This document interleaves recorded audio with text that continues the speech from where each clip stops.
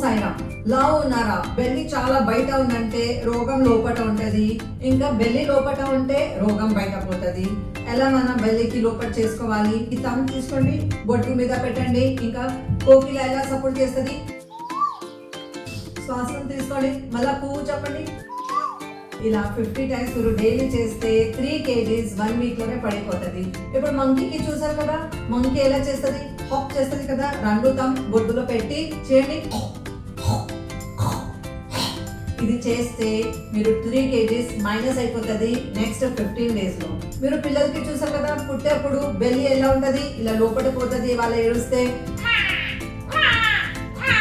ఇలా చేయండి, 3 kgs పడుతుంది మీకు 20 days లో. పిల్లలు పనుకుంటే మనం ఇలా చేస్తాం కదా, ఎక్కడైనా కూర్చుంటే ఈ లెగ్ మూవ్మెంట్ చేస్తూ ఉండండి. 20 minutes దాకా చేస్తే మీకు gas, acidity, bloating, constipation, diarrhoea, stomach లో అల్సర్ ఉంది, స్టమక్ ఏక్ ఉంది, అన్ని క్లియర్ అయిపోతుంది.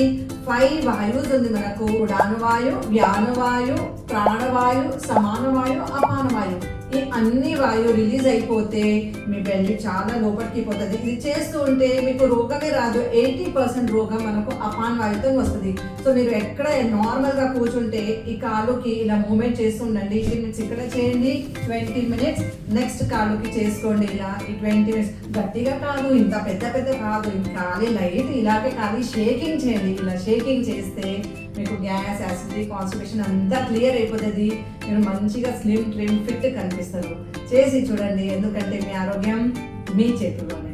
ఓం సాయి.